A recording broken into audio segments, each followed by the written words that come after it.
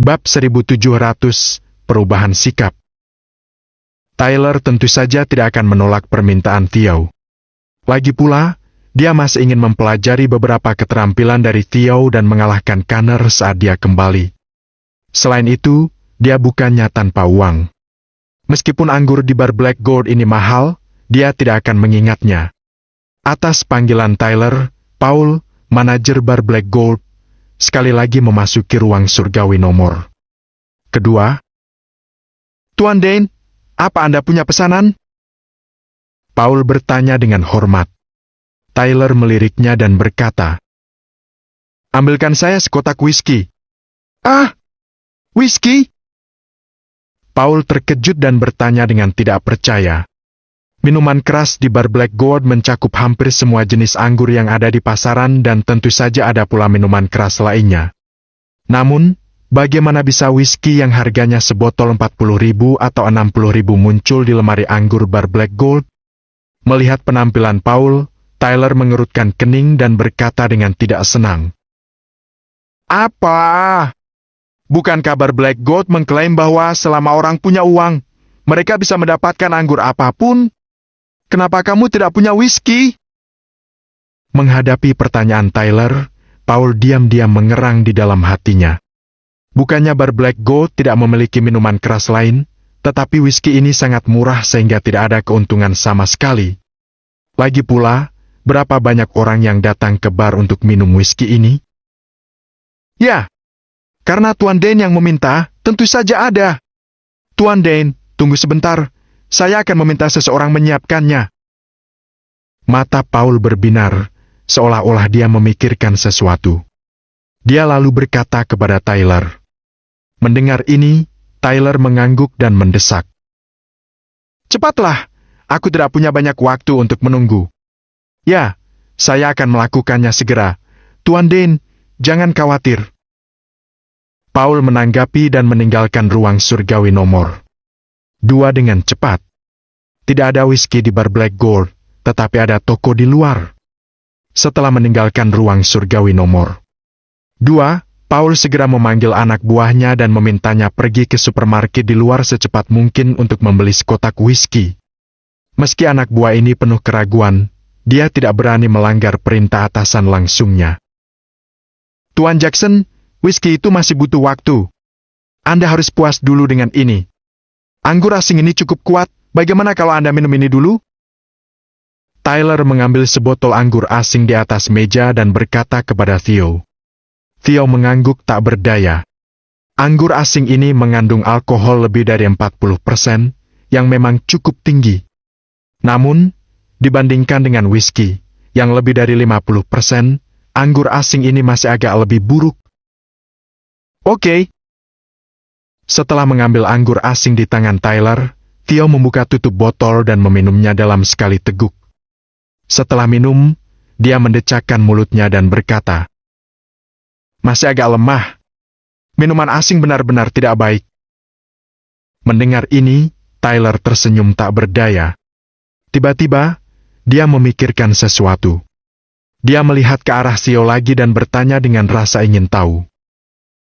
"Tuan Jackson, apa Anda memiliki kemampuan yang baik dalam meminum alkohol?" "Tidak buruk, jauh lebih buruk daripada tuan lain." Theo berpikir sejenak, lalu berkata, "Lalu, berapa banyak anggur merah dan anggur asing yang bisa Anda minum?"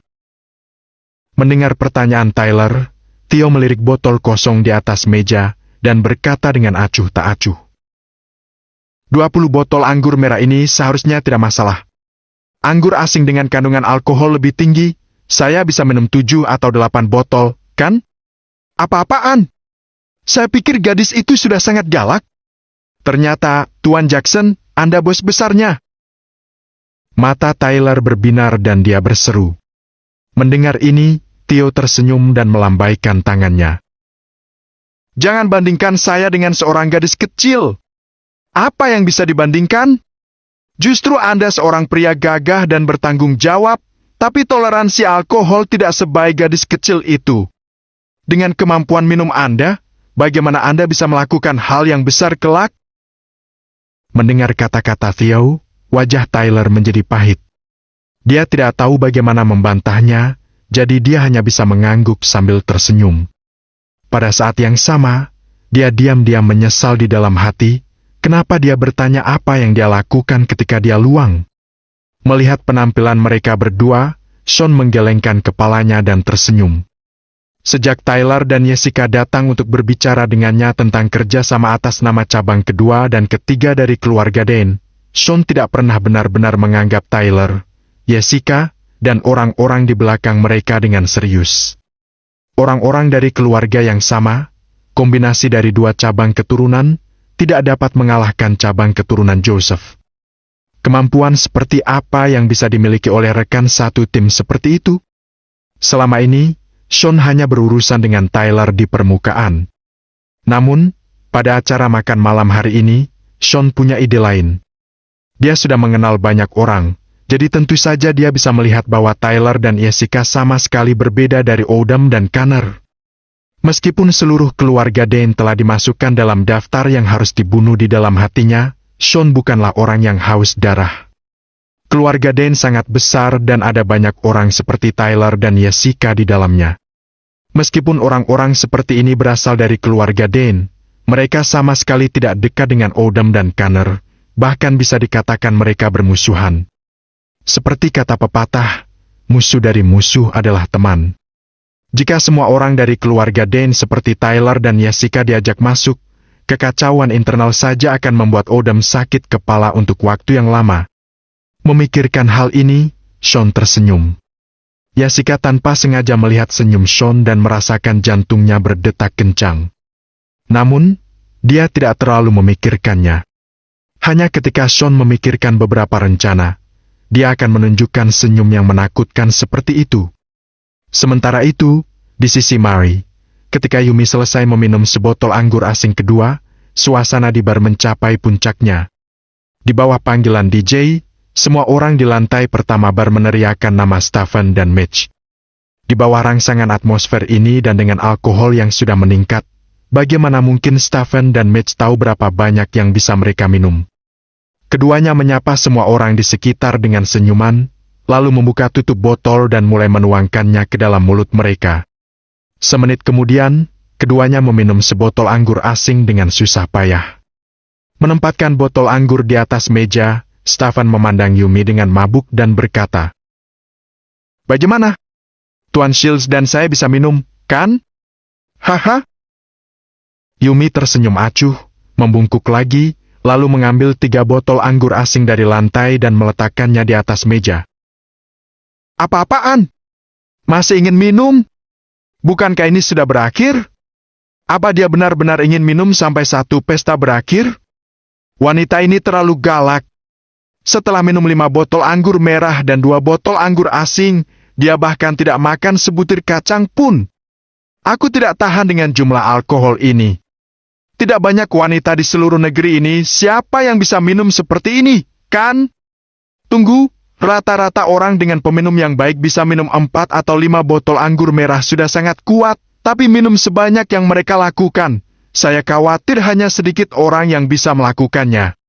Apa kalian tidak tahu ada pepatah bahwa seorang ahli ada di antara orang-orang biasa? Negara kita punya wilayah yang luas dan ada banyak orang berbakat. Bagaimana kamu tahu bahwa tidak ada orang yang minum lebih baik?" Tindakan Yumi yang membungkuk untuk mengambil botol lagi-lagi menimbulkan lebih banyak perbincangan. Orang-orang yang menonton di sekeliling memandangi wanita cantik ini dengan tatapan ketakutan. Melihat botol anggur yang tidak asing itu, Stephen menelan dengan susah payah, sementara wajah Mitch memucat. Bab 1701, Bagaimana mencari masalah. Meski keduanya minum terlalu banyak, mereka tahu keadaan mereka saat ini dengan baik. Selain itu, orang-orang di sekitar tidak lagi mencemooh seperti sebelumnya. Keduanya dengan cepat menjadi tenang, bahkan agak mabuk karena anggur. Jika mereka minum sebotol anggur asing lagi, mereka berdua mungkin harus berbaring di lantai dan dibawa pergi dari bar Black Gold. Bagaimanapun juga, mereka keturunan keluarga kaya yang terkenal di kota Easterns, jadi mereka tentu saja tidak ingin mengalami hal yang memalukan seperti itu. Apa yang harus kita lakukan? Wanita ini terlalu pandai minum, bagaimana kalau kita menyerah? Mitch mendekati Stephen dan berkata dengan suara pelan. Stephen mengerutkan kening, ragu-ragu sejenak, lalu berkata, "Kalau kita mengaku mundur sekarang seperti pengecut, bukankah kita meminum semua anggur ini dengan sia-sia?" Dia tidak lupa kenapa dia muncul di sini. Bukankah dia hanya ingin berkenalan dengan Mary? Namun, dia sama sekali tidak pernah membayangkan bahwa salah satu wanita ini hampir menumbangkan mereka berdua. "Tuan Yang, apa Anda benar-benar minum terlalu banyak? Aku belum pernah melihat salah satu dari mereka di lingkaran kota Easterns. Menurutku, mereka bukan orang-orang dengan latar belakang. Dengan kekuatan kita berdua, tidak mudah mengendalikan mereka, jadi kenapa repot-repot mempersulit diri sendiri?" Tatapan kejam melintas di mata Mitch dan dia berkata dengan suara yang dalam. Mendengar ini, mata Stephen pun berbinar. Dia minum terlalu banyak alkohol, sehingga pikirannya agak kacau. Seperti yang dikatakan Mitch, ketika berhadapan dengan dua wanita tanpa latar belakang, bukankah seharusnya kedua pria ini yang memutuskan? "Benar, gunakan cara lama," Stephen berkata. Mitch tersenyum dan mengangguk dengan mata suram. Kemudian, Stephen memandang Yumi dan berkata, "Nona cantik, tidak baik untuk kesehatan Anda dengan minum begitu banyak anggur dan tidak makan apapun. Saya akan meminta seseorang untuk membuat 2 piring makanan kecil dan kita akan minum lagi nanti. Bagaimana?" Yumi menatapnya dari atas ke bawah dengan kecurigaan di matanya. "Anda tidak bisa minum lagi, lalu Anda mencari alasan untuk mengelak? Omong kosong! Siapa saya? Stephen Yang. Anda bisa bertanya kepada siapapun di sini, apa saya orang seperti itu?" Stephen berkata, tampak tidak senang. Maui menarik pakaian Yumi dan berkata sambil tersenyum, "Tuan yang benar, minum begitu banyak alkohol benar-benar buruk untuk kesehatanmu. Makanan kecil ada baiknya. Karena wanita cantik ini telah berbicara, saya akan memesannya sekarang." Stephen mengedipkan mata kepada Mitch yang berada di samping, lalu dia bangkit dan meninggalkan bilik. Setelah Stephen pergi, Mitch tidak berbicara. Dia hanya duduk diam di bilik itu sambil menatap Mary dan Yumi dengan tatapan tidak senonoh. Melihat penampilannya, mata Mary penuh dengan penghinaan. Ekspresi wajah Yumi menjadi makin jelek. Dia mendekat ke telinga Mary dan berbisik, "Nona, kedua orang ini mungkin sedang merencanakan sesuatu. Bukankah kamu ada di sini? Masalah apa yang bisa dibuat oleh kedua orang jahat tanpa kemampuan ini?" Mary berkata sambil tertawa kecil. Karena musik di bar sangat keras, Mitch tidak bisa mendengar percakapan keduanya. Melihat Mary sudah mengatakan itu, Yumi tidak mengatakan apa-apa lagi. Dia memiliki keyakinan mutlak pada keahliannya. Meskipun dia banyak minum, dia yakin bahwa dia bisa menangani Stephen dan Mitch dengan sangat mudah. Selain itu, ini adalah kota Easterns. Bahaya apa yang bisa dialami Mary Wanrick di sini? Di sisi lain, setelah Stephen meninggalkan bilik, dia langsung pergi menemui bartender. Setelah mengucapkan beberapa kata, bartender itu berbalik dan segera pergi. Dalam 1 menit, bartender itu kembali ke Stephen dengan 2 piring makanan pembuka di tangannya. Stephen mengeluarkan beberapa lembar ratusan ribu dan menyerahkannya kepada bartender itu, lalu berjalan ke sudut gelap dengan makanan pembuka tersebut. Mengandalkan cahaya yang redup, samar-samar Stephen bisa terlihat mengeluarkan sekantong kecil bubuk dari sakunya dan memercikannya ke makanan pembuka itu. Setelah menyelesaikan semua ini, Stephen melihat sekeliling dengan hati-hati dan melihat bahwa tidak ada yang memperhatikannya. Jadi, dia berjalan menuju bilik dengan 2 piring makanan pembuka. Dia tidak tahu bahwa Sean dan Theo telah melihat semua yang dilakukan Stephen. Di ruang surgawi nomor 2, Xiao mengerutkan kening dan berkata, "Tuan Lane, orang itu telah mengutak-atik makanan kecil itu. Ya, itu pasti semacam obat yang tidak-tidak." Sean mengangguk kecil. Theo mengerutkan kening. "Apa Anda ingin saya turun dan menghentikannya?" Bagaimanapun, Mary adalah putri Kalen Wanrick. Jika dia bisa membantunya sekali, akan jauh lebih nyaman bagi Sean untuk berbisnis di kota Easterns di masa depan. Sebelum Sean sempat berbicara, Tyler, yang ada di samping, membuat kehebohan terlebih dahulu. Apa-apaan? Bajingan itu memberi Mary obat? Pria bodoh ini benar-benar mencari masalah. Tidak, saya harus segera menghentikan mereka. Setelah mengatakan itu, Tyler sudah keluar dari ruangan. Tuan Lane, biarkan dia pergi. Lagi pula, dia pewaris dari cabang kedua keluarga Dane. Kedua bajingan itu seharusnya tidak melakukan apapun kepadanya. Sean menyela kata-kata Theo sebelum dia selesai berbicara. Mendengar ini, Theo tidak mengatakan apa-apa lagi. Dia hanya mengeluarkan sebotol whisky dari kotak di kakinya dan meminumnya. Tidak seperti sikap santai dan nyaman Sean dan Theo, Jessica, yang duduk di samping, agak mengernyit. Dia tidak mengkhawatirkan apa yang akan terjadi pada Tyler, tetapi dia khawatir Tyler akan mengacaukan Stephen dan Mitch. Meskipun cabang kedua dari keluarga Dane juga merupakan anggota keluarga Dane, identitas Tyler, pewaris dari cabang kedua, dan Connor, pewaris dari keluarga Dane, sangat berbeda. Tanpa berpikir lebih jauh, dia menatap Sean dan berkata, Tuan Lane, bagaimana kalau? Jangan khawatir, tidak akan ada masalah. Sean melambaikan tangannya dan menyela. Melihat ini, Jessica tidak mengatakan apa-apa lagi, tetapi dengan cemas menatap Tyler yang sedang berjalan menuju Mary. Mereka melihat Stephen sudah kembali ke bilik dengan 2 piring makanan pembuka. Dengan senyum di wajahnya, dia meletakkan kedua piring itu di depan Mary dan Yumi, lalu berkata dengan sangat sopan. Nona-nona cantik, ini adalah spesialisasi dari bar Black Gold Bar dan sangat cocok untuk menemani minuman. Cobalah. Mitch juga diam-diam tersenyum atas keberhasilan rencana mereka. Dia menatap Mary dan Yumi dengan niat jahat. Melihat 2 piring makanan pembuka di depannya, Yumi mengerutkan kening. Namun, Mary sepertinya tidak memperhatikan apapun dan mengulurkan garpu di tangannya ke piring.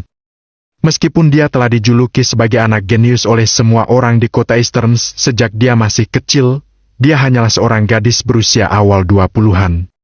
Bagaimana dia tahu betapa jahat dan rumitnya hati orang? Begitu pula Yumi, yang dilatih oleh keluarga Wandrik sejak dia masih kecil. Namun, keluarga Wandrik tidak pernah mengajarinya bahwa hati manusia itu jahat. Melihat Mary hendak mengambil makanan dengan garpu, napas Stephen menjadi agak berat. Berhenti!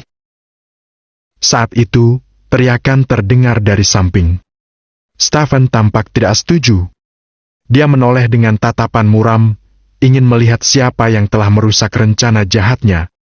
Namun, ketika dia menoleh, dia hanya melihat sebuah botol anggur yang melayang mendekat. Bab 1702, minta maaf padaku. Pam! Botol anggur kosong menghantam wajah Stephen dengan kuat. Teriakan tiba-tiba ini mengejutkan Mary, dan sendok di tangannya langsung jatuh ke tanah. Yumi sedikit mengernyit dan melihat ke samping. Brengsek, kalian 2 tak tahu malu menindas gadis di sini? Tyler dengan percaya diri melanjutkan. Kalau aku tidak melihatnya, maka akan baik-baik saja, tapi aku sudah melihatnya. Hatiku yang lurus tidak akan pernah membiarkan tindakan jahat itu terjadi di depanku. Tyler berkacak pinggang sambil menatap Stephen dan Minx. Stephen hanya merasakan sakit di pipinya dan tampak sudah mimisan. Sebelum Stephen marah, dia mendongak dan melihat Tyler yang tampak seperti orang paling adil. Minx yang duduk di sampingnya juga penuh keraguan. Dia memandang Tyler dengan tatapan kosong, tidak mengerti apa yang dia lakukan. Tyler? Kenapa kamu di sini? Stephen menyeka mimisan, menatap Tyler dan bertanya. Tidak ada rasa hormat dalam kata-katanya, walaupun Tyler adalah yang tuan generasi kedua dari keluarga Dane. Stephen dan Minx sudah menaiki kapal besar Connor sangat awal. Sebagai bagian dari Connor, mereka tentu saja tidak akan memperlakukan Tyler dengan baik. Minx di samping juga berkata, Tyler, walau kamu adalah tuan muda dari keluarga Dane, kamu juga tidak boleh memukul orang tanpa alasan, bukan?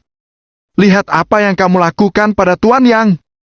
Kamu harus memberi kami penjelasan untuk ini. Ekspresi Tyler berubah. Dia tampak kaget. Sial, bagaimana bisa jadi kalian berdua? Aduh, sebenarnya satu keluarga malah bermusuhan.